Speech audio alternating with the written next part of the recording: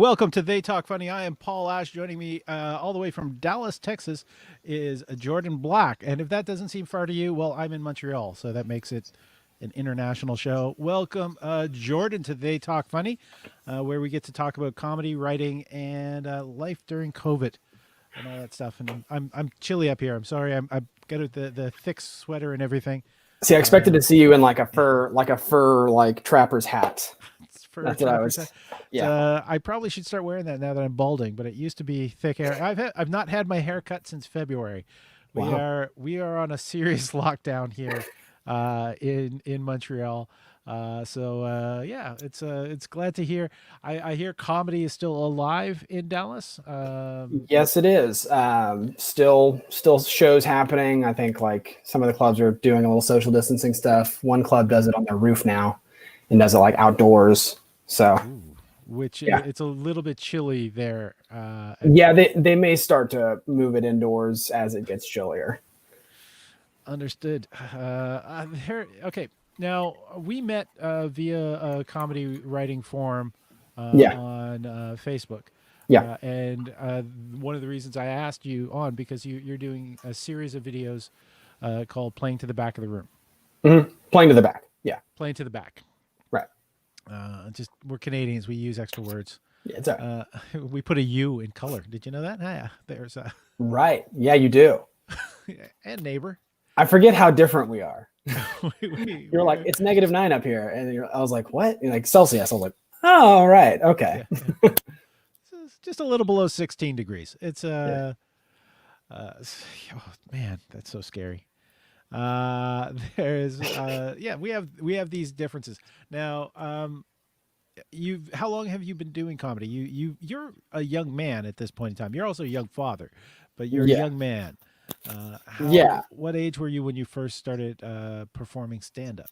I first started performing stand-up whenever I was 16. I had shown an interest in it through my later middle school years. I think in 6th grade I learned how to cuss, and I learned that I was pretty funny cussing. There was like a guy at my lunch table, Jacob Ramirez, who I still to this day credit for showing me that I was funny. And then as I started watching stand up on HBO and stuff, I started going oh, okay. That's a thing that people just do. They just get up and tell jokes on stage. And then in 8th grade, I saw the movie, Funny People with Adam Sandler and Seth Rogen, right, and realized they just write stuff down in a notebook. And you don't have to be famous to be a stand-up comedian. It's not like you get famous as an actor and then you become a stand-up comedian afterwards. There's small local stand-up scenes all around the country. So, and then in sophomore year of high school, my dad, he actually was working at a bar as a bartender, and a guy came up to him and was like, hey, I'm hosting a comedy show here. Do you know any local comics that would want to open for me? And so my dad responded to this guy yeah, my kid wants to try stand-up comedy. And the guy was like, all right, sure. Can you do 11 minutes of comedy? And my dad was like, probably. And so he asked me, and I was like, yeah, I can totally do 11 minutes of comedy. And come to find out, I had no idea how long that was on stage. Yeah, this guy, he had no idea what he was doing. He was like a promoter, and he was just, I want to do a comedy night. And yeah, he bombed. He bombed pretty bad. He bombed too. Okay. Was there anyone good on that show? Honestly, like a Oda Towner or no? It was my first time doing stand-up ever. There was a band to start it off, and then I did 11 minutes, and then this guy went up after me and was supposed to do 40 minutes. And this guy, it was also probably his first time doing stand-up. Not even kidding. His name was Nacho, like a chip with cheese on it. Nacho. Ooh. Yeah. Yeah. And he did awful. I think I did pretty well, especially for a first time. I kind of stacked the audience a little bit. My dad worked at the bar. People knew me. So. Have my kid, I'll get you a drink. Yeah. Right.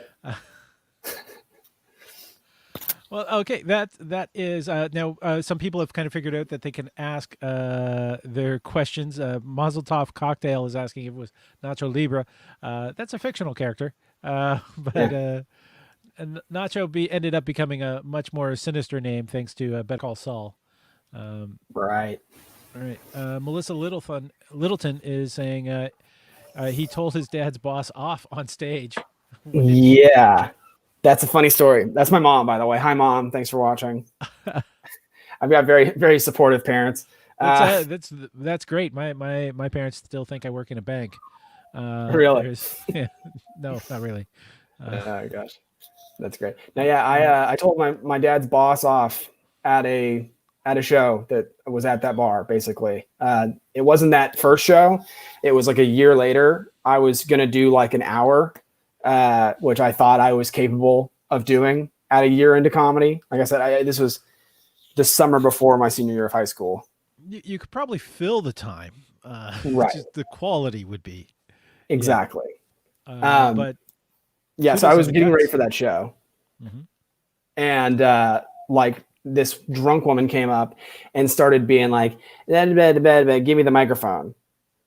Right. And I was like, it's like, I just looked at her, I was like, this is a rhetorical performance, lady. So you might want to like just go and we'll talk after the show, or you can sign up. I don't know, do a show of your own. And then my dad was just like in awe. Like he was just like, and I come to find out it was his boss.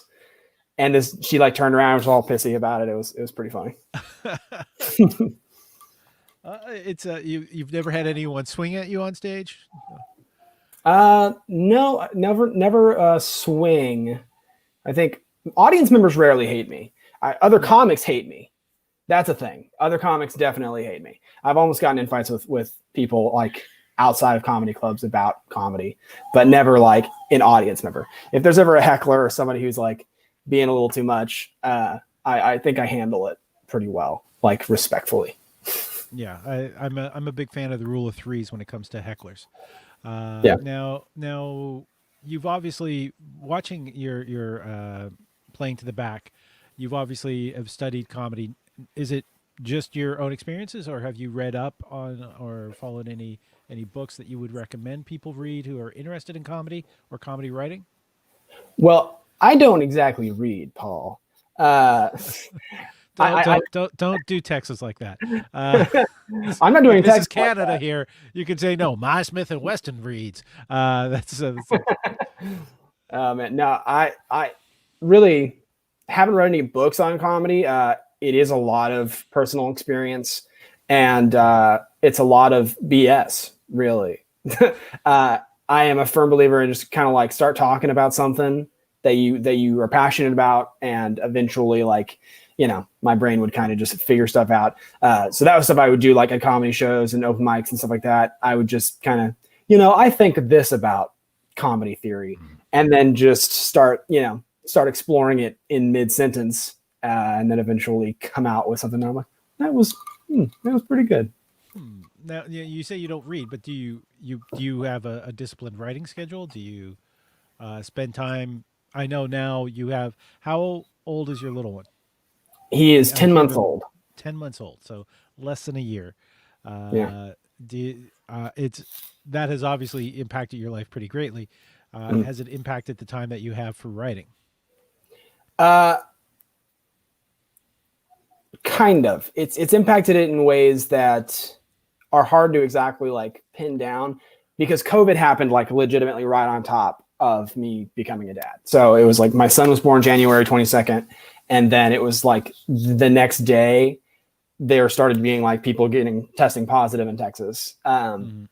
And so like that whole gradual process of things shutting down and me like being quarantined and stuff like that, it just became like I wasn't able to tell if I was not doing stuff because of my kid, or if my life was changing so much because of COVID. But I think in June of this year, I started getting a lot more serious about making stuff, and actually taking the time to like sit down and plan out a video or a sketch or whatever. Before that, I really wasn't a very disciplined writer. Okay. The Now, if anyone has any questions, you can just type them into the chat. We can bring them onto the screen, like you saw we did earlier. Uh, Now, so you weren't as disciplined, but now you're finding you're being more disciplined when it comes to writing. Do you set aside what is your process? Are you setting aside time, or you carry a notebook and then when you get the chance you can flesh stuff out, or So my phone is really like the biggest resource for me.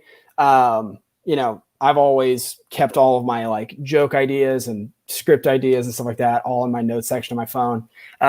So anytime I'm like trying to flesh out a joke, or if I've got an idea for an episode of Playing to the Back, it's something where if I'm feeding him lunch, I'll be sitting there kind of brainstorming stuff.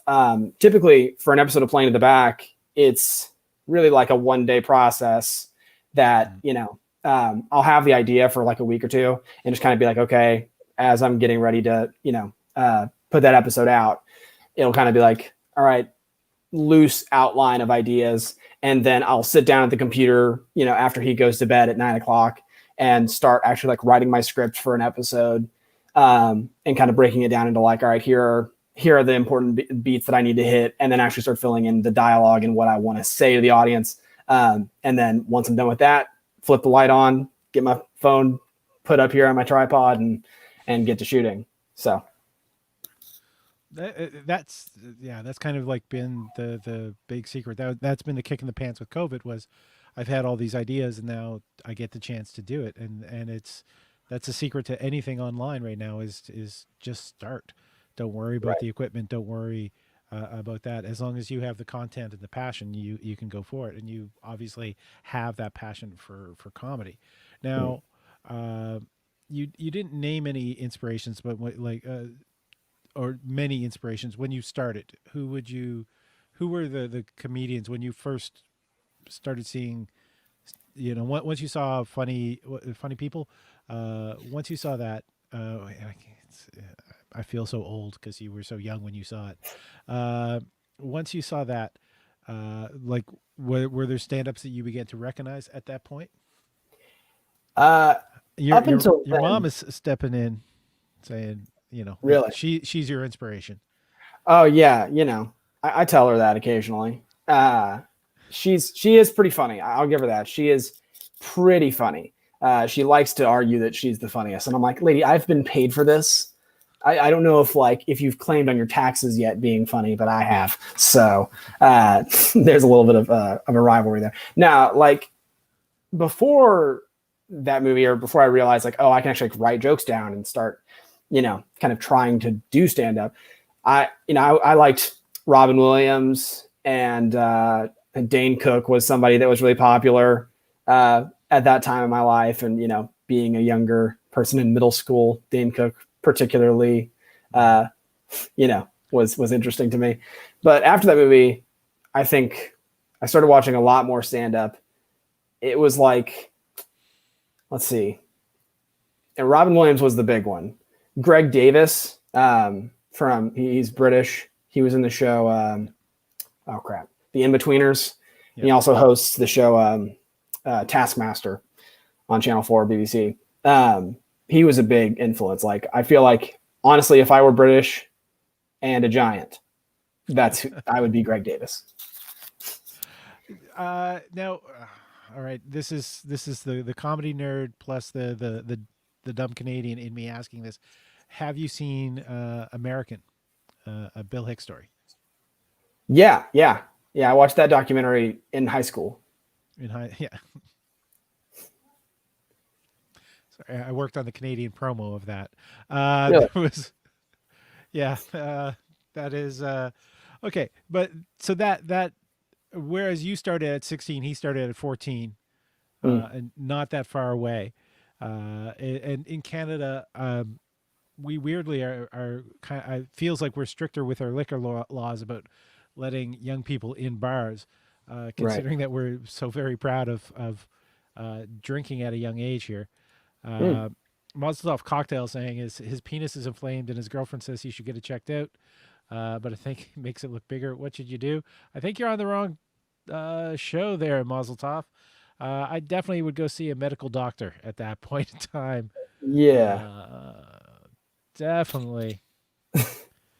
It's great that he's close enough to his girlfriend he can show it to her. Yeah, that's nice that they have that open dialogue where he doesn't feel like he has to show it. Or Mazel tov. This is the wrong show. You missed the Love Doctor show. That was last night. Just so, because there's different shows that appear on this channel, and they're all going to be split up eventually. Right. So the Love Doctor gives love, sex, and relationship advice. First one: be thankful that you have a girlfriend who's willing to look at your penis, and then give thoughtful advice. Right. Not just. This is like that old story of the guy, like the guy who wished he had a car, and then the guy who wished he had legs. It's like, be happy you have a girlfriend to show your disease-riddled penis to. Okay. Yeah. The tale of the Magi, sort of that one. It's the hair in the pocket watch. Right. Since we're getting around Christmas, now which of your playing to the back are you most proud of?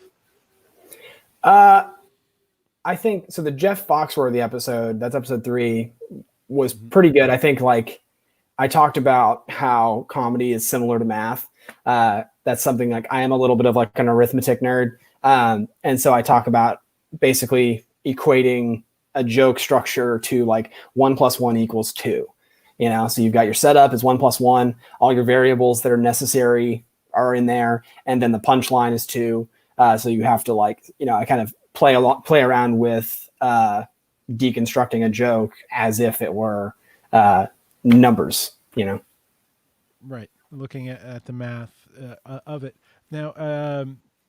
Are you getting permission to use clips or no? yes, I am 100%. Yeah, totally. You swear on the red buttons clown behind you. Yeah, There's he knows. it's free use because you're using it to dissect. I think. Right.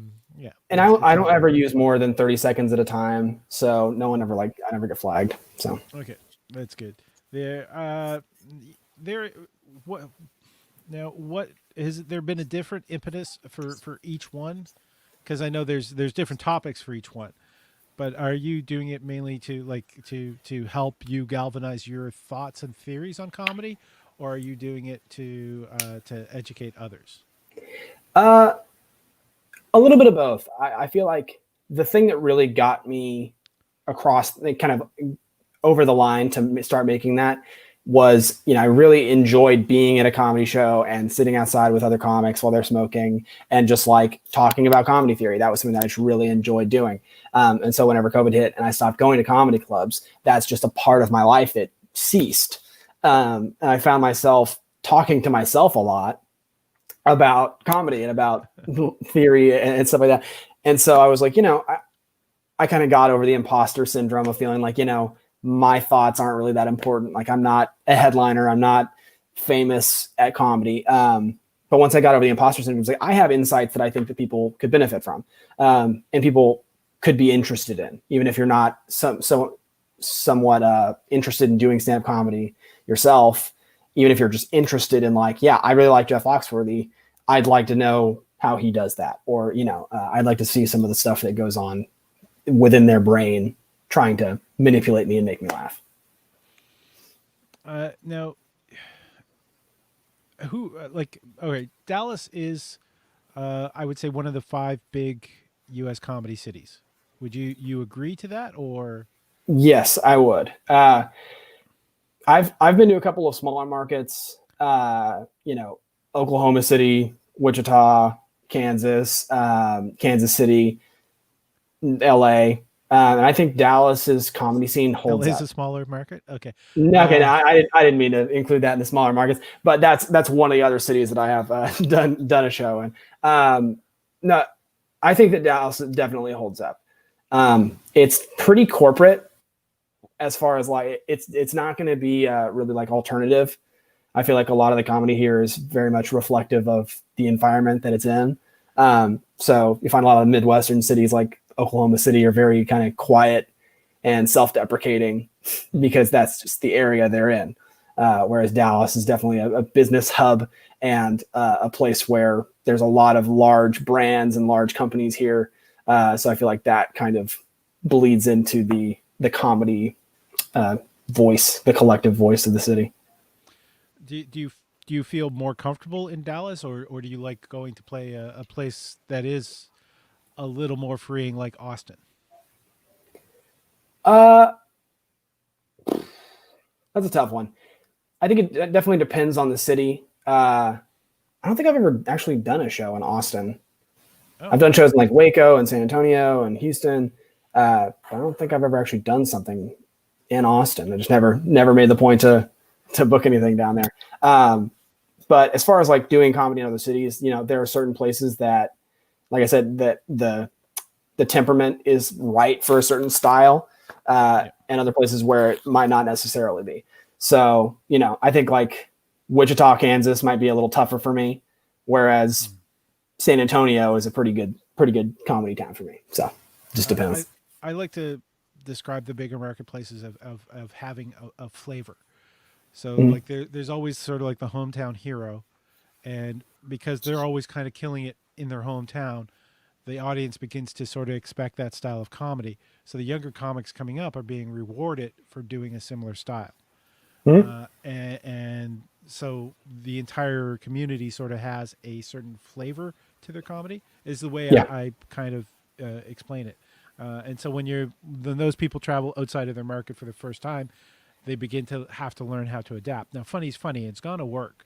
It just Right. sometimes takes a little bit of tweaking. Definitely. And that's something you established, you've experienced, you've like had to tweak when you were playing these other markets. Yeah, a little bit. I think that there's a little bit of a different flavor, like within just the DFW Metroplex.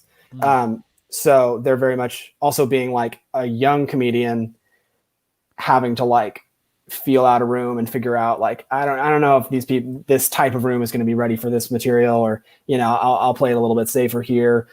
So I got a little bit more used to adapting what I was saying pretty young. So whenever I like started going to other places and started traveling, it became a lot easier to tap into like, okay, what is it that they want, or what is it they're used to, and then kind of trying to play around with that. Which is definitely a skill a touring comic needs to have. Now, you mentioned you're a bit of a math nerd. Uh, did you go to university? Did you take math or did you take arts? Yeah, I mean, you mentioned that your high school had a black box theater. Like my high school had a shop, uh, like Oh a yeah. metal shop and a wood shop. That was it. Did you go to more of an artsy high school or? Yeah, I definitely went to more of an artsy high school. I'm from Denton, Texas, which is the tip. There's like, the triangle is what they call it, the Golden Triangle. There's Dallas, Fort Worth, and then at the top there's Denton, which is where I'm from.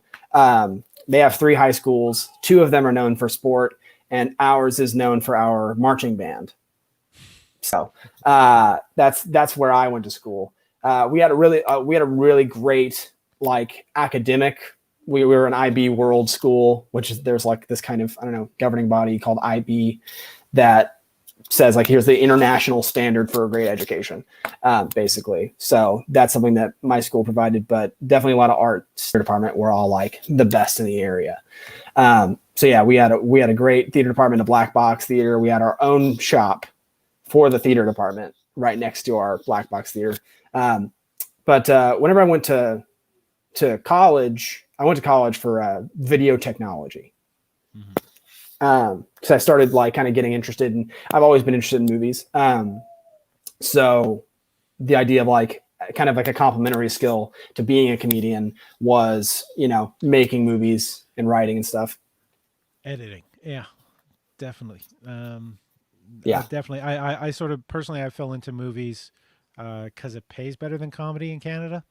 Mm, That was sort of my attraction in there. right. Um, the so have you were you are you using those skills when you're making up, because you're making up short videos as well? I didn't see a lot of collaborations with others on your YouTube channel, because mainly it seemed to be you solo. Do you have like core comedy friends that you work with, or? Um, I definitely do. And if COVID wasn't happening, I really do enjoy collaboration. It is a little bit more difficult to collaborate because you've got to worry about other people and their schedules and their work ethics and stuff like that. Whereas if you're doing stuff on your own, it's just whenever I have the time, and I don't have to worry about checking in with anybody else's like comedic preferences or they don't want to do something. I think with my sketches, which I feel like has been like the main creative output that I've had during COVID, has been like, I kind of looked at myself and was just like, I have these funny ideas. I can't just sit around and wait for this to be over to like be able to start putting these ideas onto video and doing it with other people. So I just kind of made it a point like, all right, I'm going to play all the characters in these sketches and just, have a good time, put on a lady's hat to make me look like a lady. And there you go. So that was definitely the catalyst for me doing that kind of style of sketch.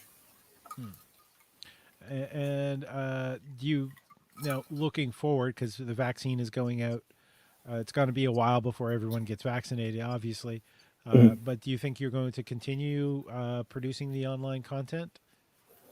Yeah. You said sort of like the impetus was to kind of fill a little bit of time why you weren't getting on stage. Mm-hmm. I think that it's definitely been a great benefit. And that's where I think I am a little bit grateful for this time in the world, as much as it sucks, is that, it forced me to get over like the feelings of like, I'm not good enough or I'm not worthy of people's time in a day, and just go and do it and, find those people that enjoy the kind of humor that I'm going to bring. So coming out of COVID, I think I'm going to, start getting back on stage a lot more, but also I feel like this time has definitely been a good eye-opening experience to be like, oh, okay, so people actually do want to see me be silly in my study and pretend to be a snobby rich lady with memory loss, So, or I was about to say a Southern lawyer, but I guess for you that's just a lawyer. just a way. Just a lawyer. Yeah. There is there.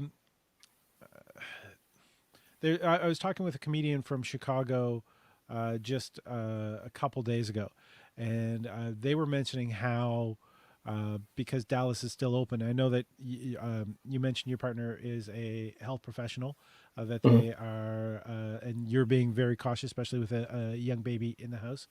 Yeah. But they were mentioning that they had lost, easily a third to half of their friends to Texas, specifically Dallas, just because of the fact that that is a place people can go and get paid stage time in front of live audiences, which they can't get in Chicago currently. Yeah. Have you noticed it of influx, or are you? Uh, Not necessarily. Because I haven't really been ingratiated in the scene anymore. I'm still obviously Facebook friends with everybody, and I see everyone's posts. Hey, I'm at this club this weekend. I do see a few more new names on those flyers than normal. But I kind of chalk that up to, well, I just haven't been around, and these people are just new comics that I haven't had the opportunity to meet yet. So So. you took that as new people starting rather than an influx. Yeah, it didn't seem like people were like migrating here because of the opportunity for stage time. Okay. Now, one of the things, and again, just a reminder for those who are watching, just hit the like button if you want to help us promote the channel so we get a greater reach.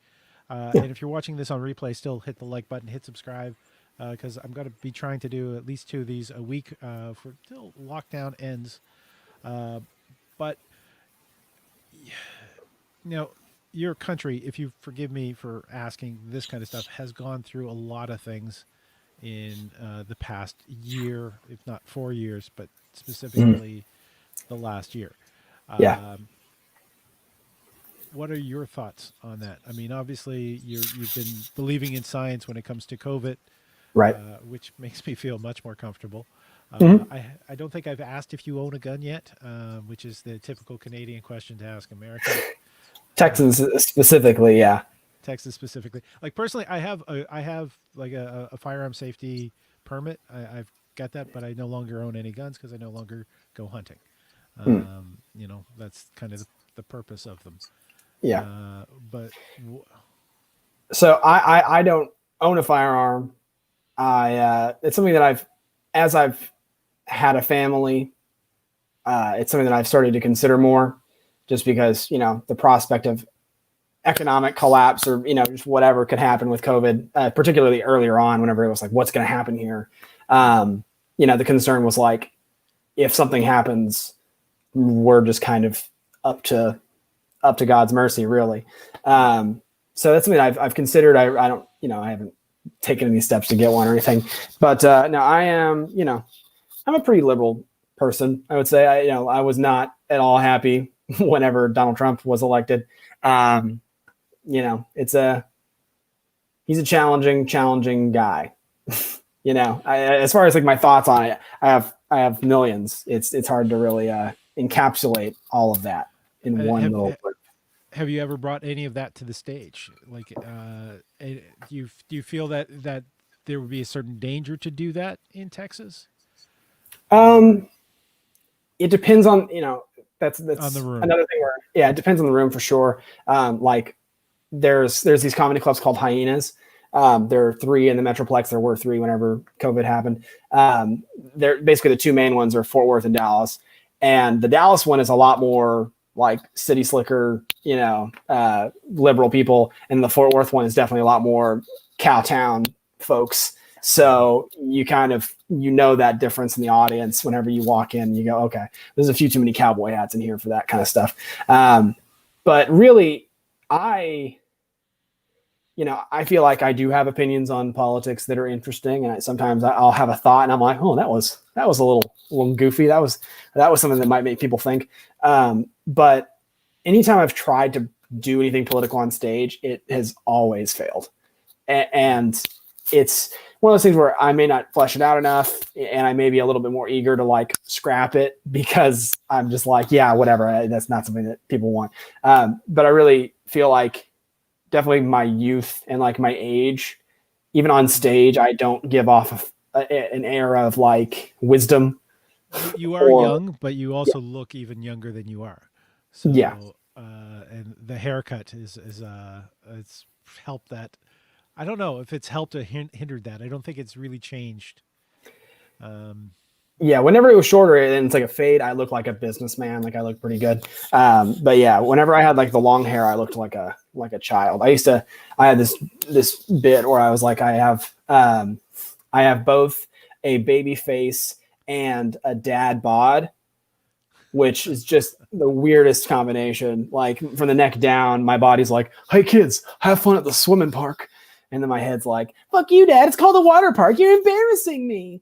But that's definitely something that, as far as talking about politics is concerned, I've definitely felt like audiences rarely are interested, in my opinion, on that kind of stuff. So Mozlov is laughing along with you. How would you describe your no, let's we sort of skimmed over it, but the other stuff that has happened this year, like George Floyd, Breonna Taylor, the Black Lives Matter movement, the stuff that's still happening with the election. yeah, What's your thoughts on that? And do you think there's going to be any bleed through into to comedy clubs with this I divisiveness? Or I think that coming around the bend, there's going to be a very palpable sigh of relief within performing arts as a whole, especially comedy. I think that for the most part, there's going to be a little bit less of an expectation from people that that's what they're going to go to a comedy club and hear about. So if you're somebody that's more right leaning and you don't want to like be talked down to or whatever like that at a comedy club, you're going to feel a lot more comfortable going there. And it's also going to bleed through. And like, I think there's going to be a lot more opportunity for just creative and interesting thought that is just kind of suppressed whenever you are in a country as divided as we are. right. Yeah. But there's still comedians out there who are more on the right side of the spectrum, who are still have followings that are still going to be out there and touring, like Nick Yeah. DiPaolo, for example. are you thinking that they're either going to have to tone down, or you're going to see basically like two comedy clubs in the same town, one being more serving more to the right, one serving to the left, because that's not really a great economic model. No, no. I don't think that's going to be the case.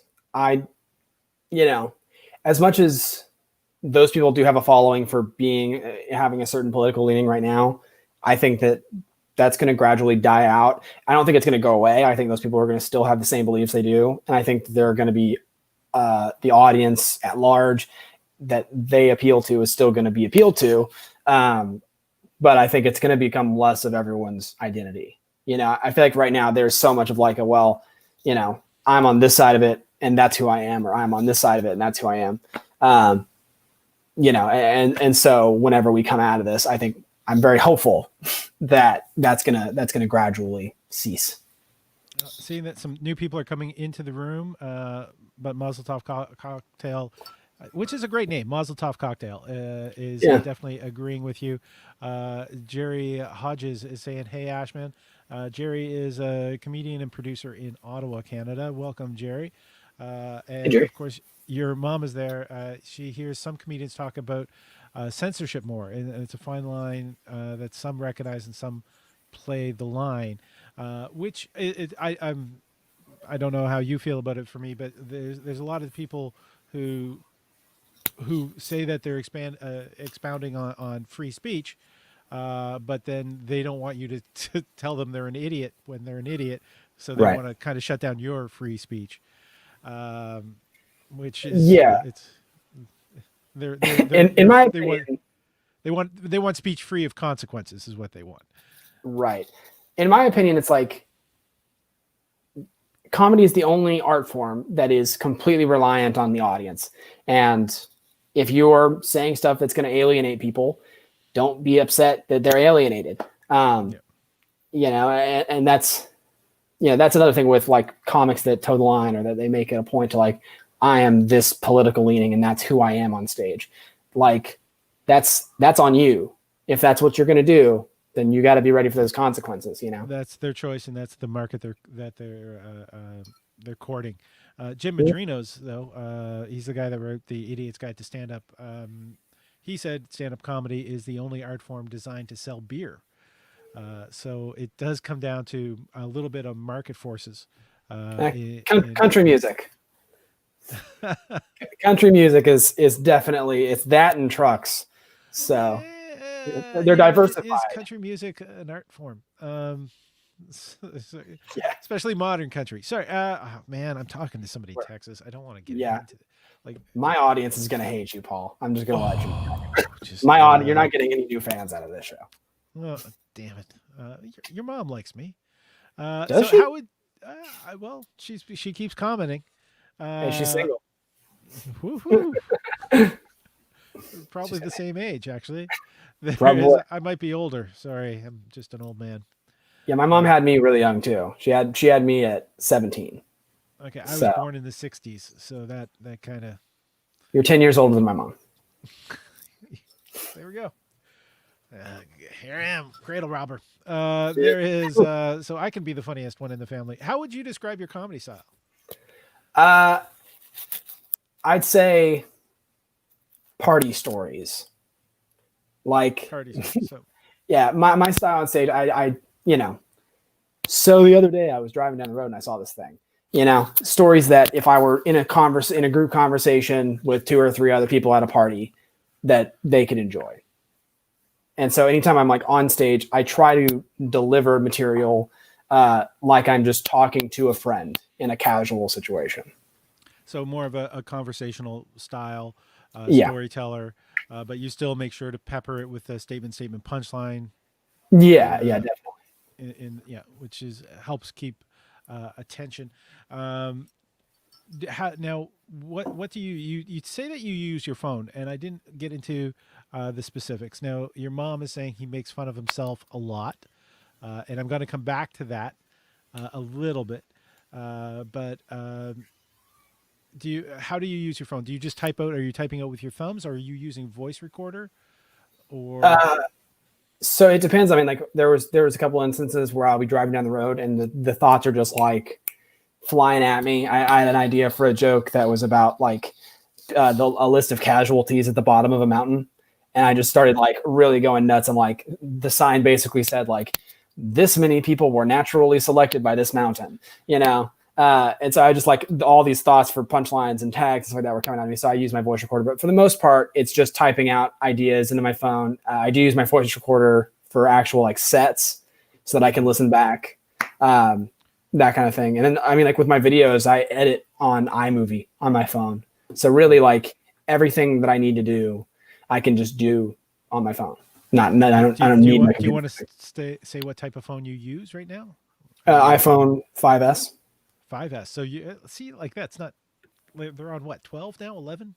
Yeah, So it's not so very new. even the older tech still works, still can help get people online. So that's for people who are curious about what it takes. You don't need all the newest gear to start No. doing it. This StreamYard, which I'm using here, is there's a free version, and so people can even do these kind of talk shows with like a free YouTube channel and a free app that allows us to do it. If anyone Yeah. wants to try this, I'm just going to say though, shoot me a private message. I will send you a code, which would get you a discount if you decide to buy.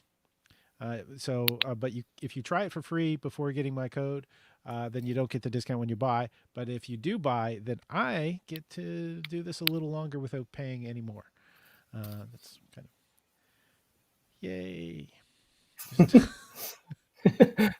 Let me just take a moment and do a quick product plug real quick. product plug. This is a non-sponsored channel, so it's technically it's not really a product plug. Now, your mom your mom actually she brought in the thing that you make fun of yourself a lot. Yep. Now, I'm not going to ask you about your thoughts on this, or maybe I should. Hannah Gadsby's Nanette. Did you watch that in its entirety? Not in its entirety. I heard about it. I checked it out.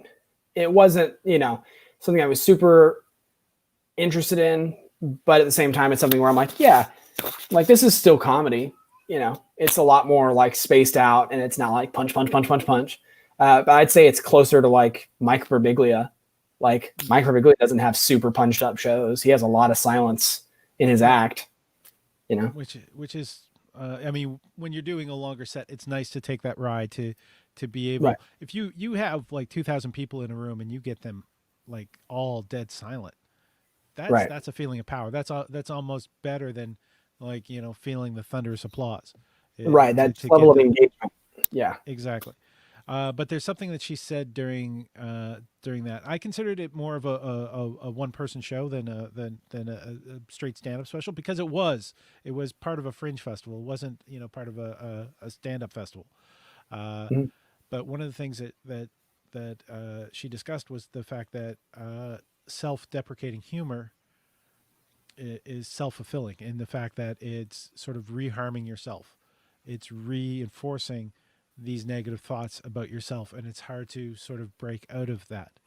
And she's also a storyteller, and she's able to sort of edit what happened in her life by telling a cleaner version or a sanitized version of the Mhm. actual history.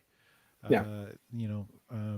Like she had a joke early on about this guy thinking she was hitting on his girlfriend, and when she was, but he's, oh, you're a girl, so that's okay. Uh, and then later on, she reveals that then he kind of clued in about 5 minutes Mhm. later, and went over and broke some of her ribs and dislocated her shoulder and broke her jaw. But that part doesn't make it into the joke, Yeah. so she could tell the sanitized version. Right. So do you feel that way about the self-deprecating humor? And I'm asking Melissa as well, cutie. I'm gonna ask you if you feel that has, if you worry about that portion, if he's too down on himself while he's doing comedy, even though he's getting such a high out of the performance. and you're getting the high out of the performance. I'm asking this to you and your mom at the same time, so my pronouns are getting fucked up. But it's by the way, you can swear on this if you need to. This has not come up yet, but Right. Yeah, I was worried yeah, about that a little bit. yeah. So what are your thoughts on that? I think the way that I use self-deprecation isn't so much about like, oh, feel sorry for me, or I don't feel like I use it to stand on its own necessarily. The only instances of self-deprecation I have are typically at the top of the show, because they're more things that like I want to just kind of break down any expectation or any like foregone conclusion that you have about like who I am based on first impressions. So like, the whole thing about me having a baby face and a dad bod, that's something that people will initially kind of make that observation, not necessarily click for them that's why they might be a little bit like, oh, I don't know about this person. I also used to talk about like whenever I had long hair from that picture that I sent you, I would have to address that because I'm the guy with the long hair, yeah, there you go. That's me with long hair. So I used to, do a bit where I'd turn around and I'd go, see, with this hairstyle, I look like just the most unfortunately built woman. And I'd go into a bit about talking about my hair. And it wasn't so much about like, oh, I feel negatively about my body image or negatively about my hairstyle or like it makes me feminine. It was more of like okay, let's get this all just nipped in the bud, taken care of. That way we can move on to like more personal stuff. And it's also generally a tool in the toolbox of the likable comic, is to Right. go there and denigrate themselves a little bit so they're less threatening to the audience, and it's more easy to get sort of like the sympathy and to get people a little bit on board. Right. So it's a good tool to use. Your mom says that she thinks that you use comedy to work out your feelings, like being from a young separated parents. Do you want to elaborate on that? Yeah. I mean, it's true-ish. I feel like, there are things that my one of my favorite jokes is about a true experience whenever I was a kid. Anytime that somebody would die in my family, my parents not being in the same house, we would have to like meet somewhere together. Yeah, meet for Brahms. And so that kind of developed like a negative thing for me and Brahms. Like it made me start feeling like, oh, anytime I go, eat ice cream, somebody's going to die. So I feel like that was definitely a real thing. That was like a consequence, if you will, of like my parents not being together. But the consequences of them having been together are not ones that well, yeah. But no, if they stayed together, I think I would not be nearly as funny. I think I'd be a lot more Hitlery or something. Your mother also mentions that you use laughter as medicine. It really is the best, unless you have diabetes. Diabetes, I go with the insulin. Just right. Sorry, just easy low-hanging fruit. Now, how young were you when your parents separated? I don't remember a time where my parents were together. Like Okay. they were, I think my mom had me. My dad went off to college. He met another girl, and then that was that. We're like, my dad's still in my life. My mom's still in my life, obviously. So it's not like she's stalking you here. yeah. Can I block her? Blink twice if I have to block. No, yeah. I feel like Paul wants to be your dad. We both have kind of curly hair, so hey. Yeah. Oh, you should see the old pictures. It's getting real in here. Yeah, Mazel Tov. I never shy away from the real. Leave it to Mazel Tov Cocktail to yeah to point out the elephant in the room. No, yeah. I feel like comedy was, I wouldn't say necessarily an escape from that. It was more of like, that's a way that I felt from an early age that like was my way of making friends with people and connecting with people. And then whenever I realized, that I had a desire to, make people laugh, in large groups, and my goal for life is to make as many people laugh as I can. That's basically when it became like, okay, I need to do this thing like commercially now. Yeah. So what are your what's your goals for post COVID? What is your action plan once things kind of level out enough?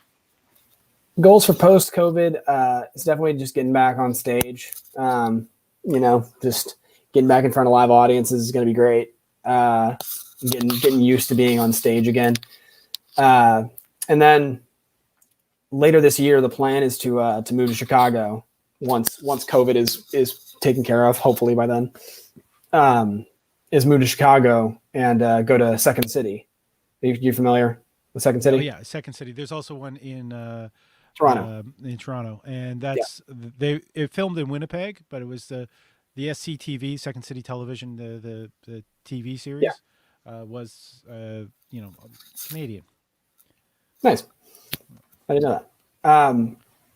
So yeah, that's the plan for like kind of immediate future, is to kind of get back on stage, get back into stand up, try to keep the online content coming. I feel like there is definitely a stigma amongst kind of stand up cliques that, Instagram comedians or Facebook comedians, they're not like the same. They're not equal to stand up comics, which I would say I formerly kind of felt that way.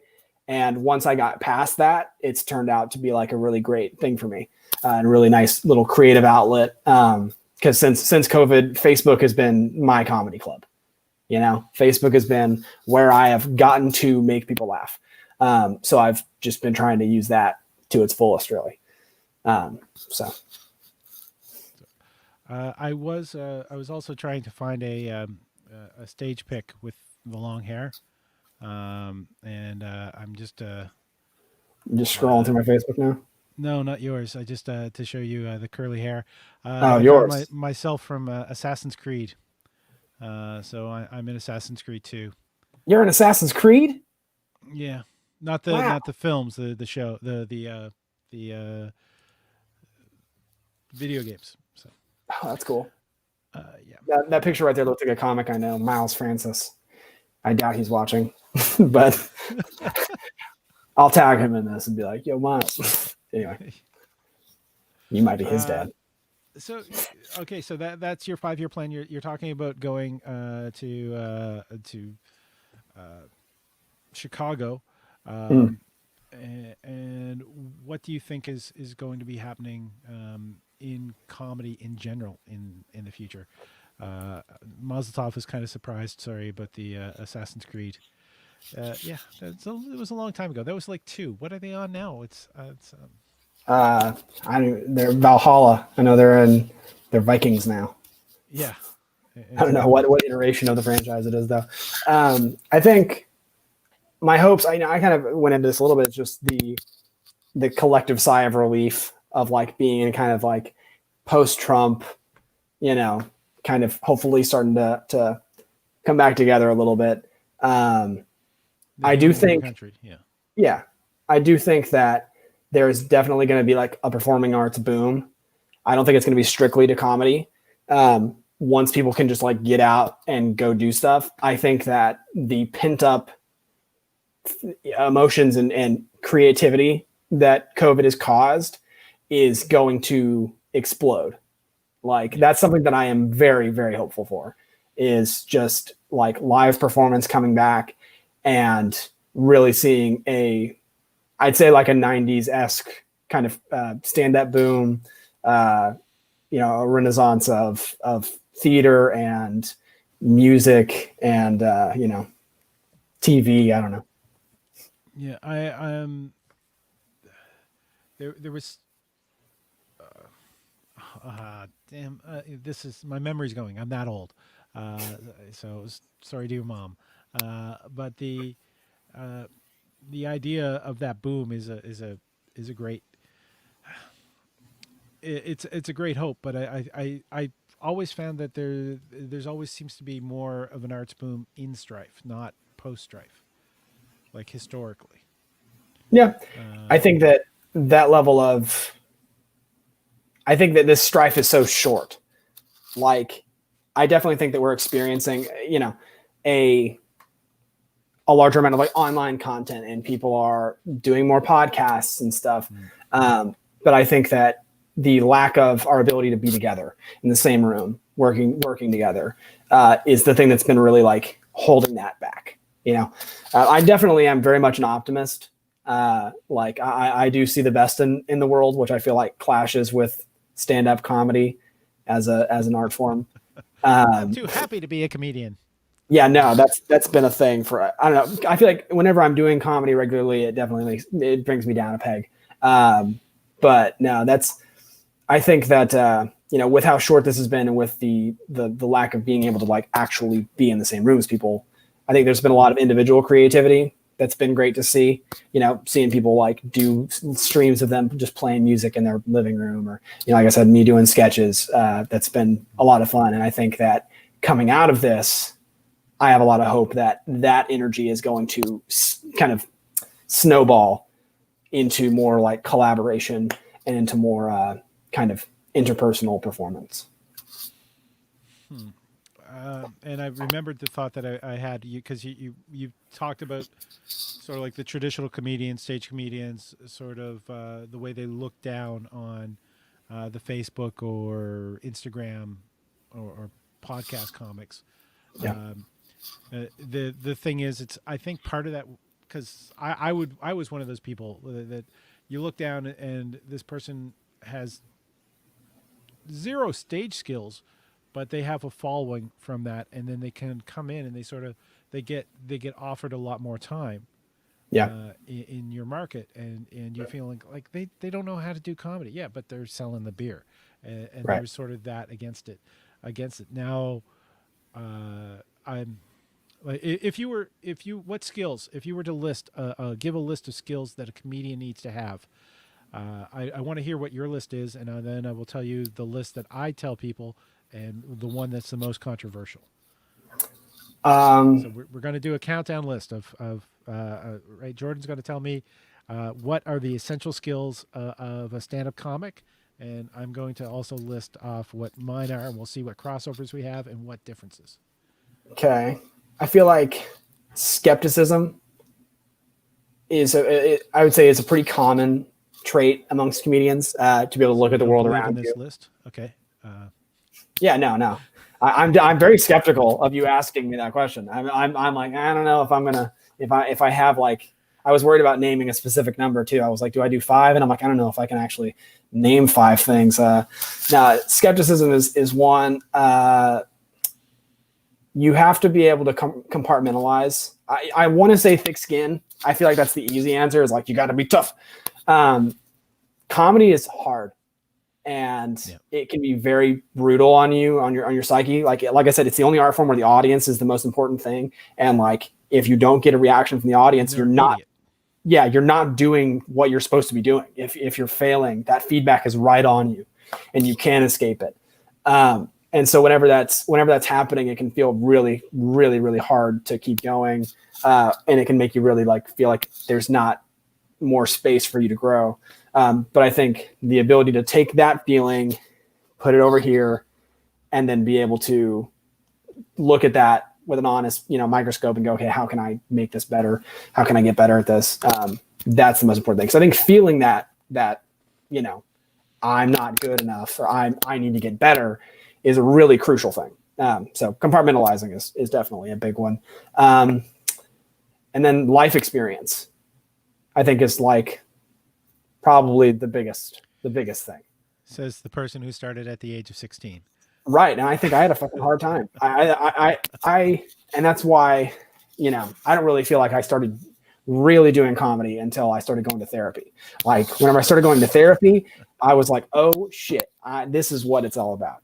No, like life experience is a big thing, because, starting young, I didn't have enough of the prerequisite life experience. I didn't know who I was as a person. And now I still don't really know who I am on stage, whereas if somebody starts later on in their life, older comics starting for the first time, they oftentimes find their way a lot quicker because they already know who they are. So yeah, life experience. If your whole life is just doing open mics and doing shows, like the burnout is so intense because you're not living any other life. And so all your experiences are just going to be comedy clubs and dive bars and hangs. Jokes about hotels and airplane rides. Yeah. Right. You're going to lose touch. So I think keeping that life experience, doing things that fulfill you and make you feel good, and making sure you have time to experience life outside of comedy is definitely a big part of prolonged success in comedy. Mazel Tov is jumping in to say that he went on stage to do comedy just once, and he was drunk, and he told a joke, and no one laughed, and it crushed his soul. And that's the risk that you take when you go on stage. Yep. Is that the end of your list, or do you have anything to Yeah, add? yeah. I'd say those are my top three. Okay. I'm going to try to keep it as succinct as possible. Bonstov saying he's too sensitive for comedy. Um, First off, it's writing. It's the ability to write. Not just the ability to write, the ability to edit. So take those thoughts so you can edit them into a structure that is most palatable for the crowd. Yeah. I'm going to say presence, which is a combination of sort of like persona and knowing who you are on stage and being able to express that in a way that the audience can read. So presence is there.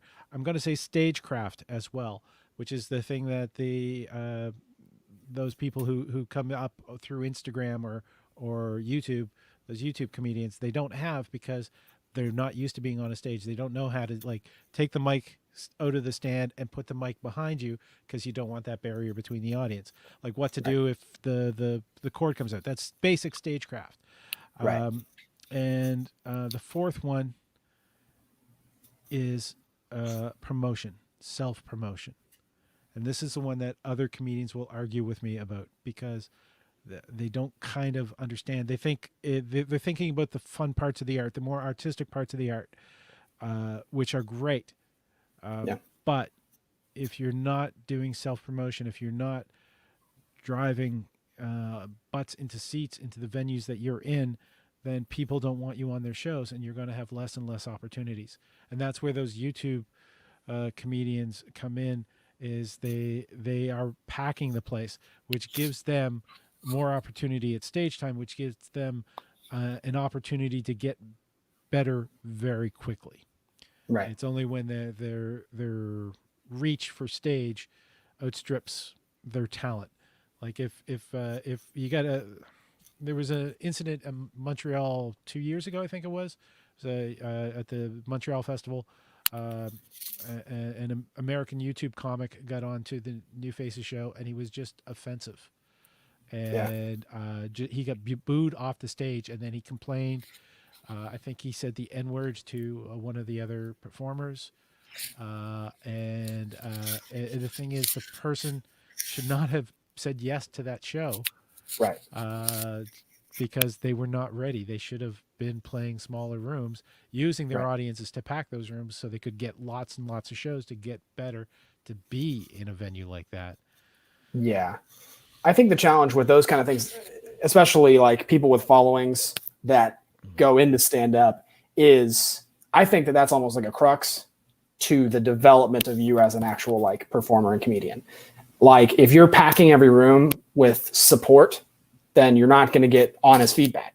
It's like if I'm doing all these paintings and I'm only showing my family or people that have, a reason to lie to me, then I'm not really gonna, or if they just have like a preconceived, like, hey, I like this person. So, that makes a show just easier to do.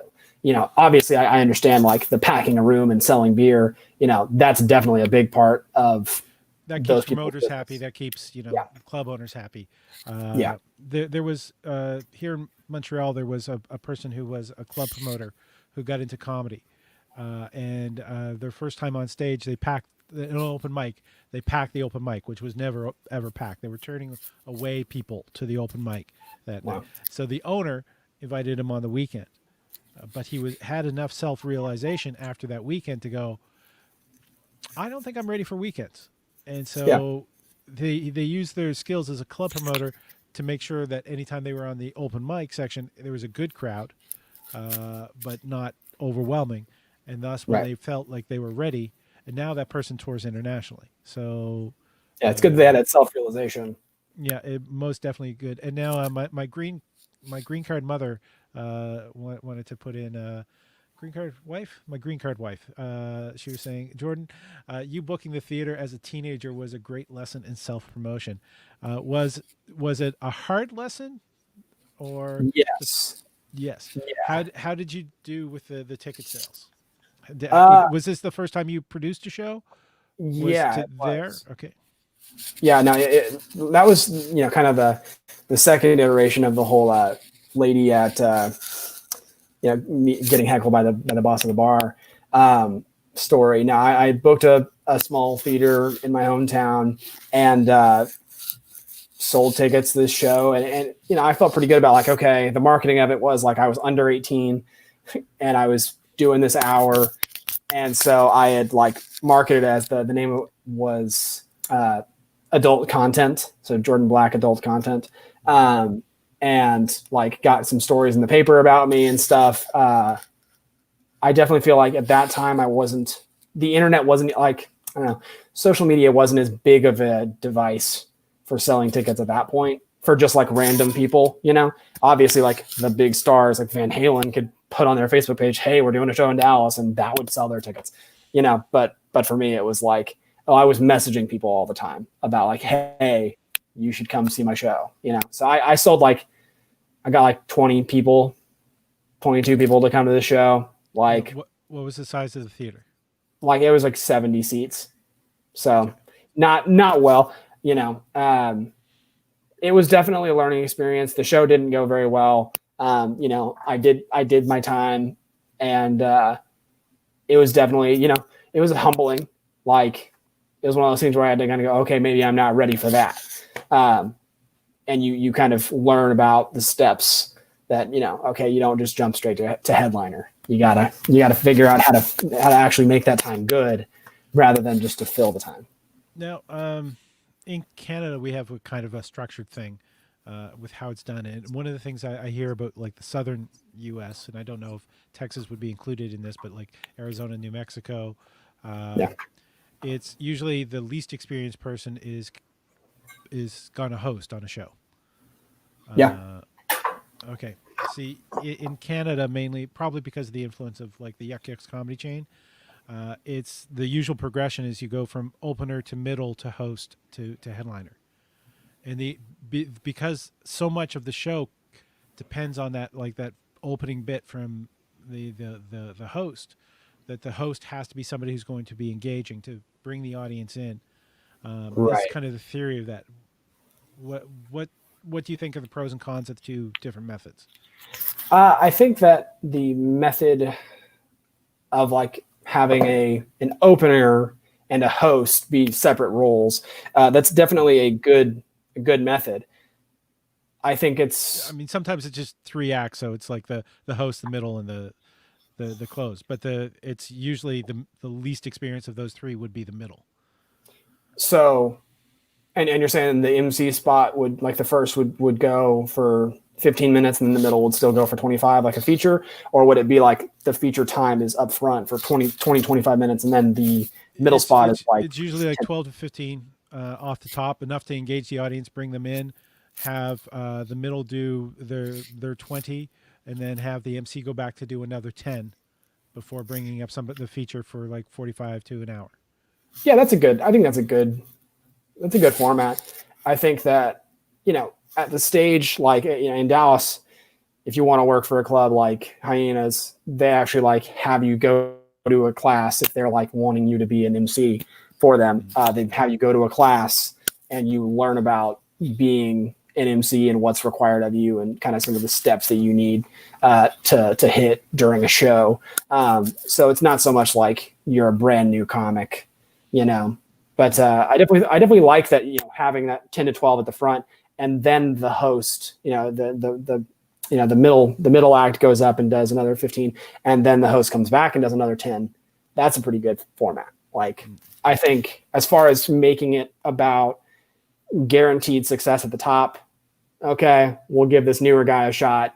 Then we're going to come back with some more guaranteed success before the headliner. That's a good way to do that. It's like bookending when you're putting new jokes into a set. You always sort of bookend them with solid joke before, solid joke afterwards. Right. It's kind of the same Definitely. theory. Now, are you aware? Because you mentioned that you watch a number of like the British panel shows. Are you aware of how the British clubs a lot shows? No. A feature is about 25 minutes, and they have an intermission in the beginning in the middle of the show. So it's usually the host comes out, and then a middle, and then intermission. Then the host is back out for a shorter time, and then the feature goes on. So Okay. it's part of That's that is to interesting. maximize drink sales. Yeah, no, Uh, I was thinking, the first thing that popped in my mind was that's going to be a drunk audience for sure. yeah, it's bathroom breaks and drink sales, so people aren't getting up during the Yeah. performances. Yeah, I can see the advantages of that for, a business standpoint and also from a performance standpoint, minimizing people getting up in the middle of a show. And I think like the thing that made me think like, ugh, was the idea of having an intermission and then bringing the headliner up afterward. Bringing them back. I think part of that is the fact that they have more of a theater culture than Right. we have in North America, and Sure. they were later in getting into stand up than we were here. Yeah. So it's sort of an adaptation that they did, and also the shorter time periods, because when stand up hit there, they wanted to feel it as quickly as possible. So when people were doing shorter sets, they were of course funnier because they got to the funny quicker. Right. Did you have fun with this conversation, Jordan? No, it was terrible. You hit on my mom. That was not great. Mazel tov cocktail needs to go to a doctor. No, it was a good time. I definitely, it's nice to get out there for the international audience. Yeah, well, Mazel Tov stuck around for the entire thing. They had fun. Thank you, Mazel Tov. Anyone who's watching, hit the like, hit the subscribe, and thank you very much. It's JB, J Black Comedy on Instagram and Facebook is the way to find him. Check out his videos, Playing to the Back, with if you're interested in comedy writing. I'm Paul Ash. My guest has been Jordan Black from Dallas, Texas. Have a wonderful time, and Melissa, call me.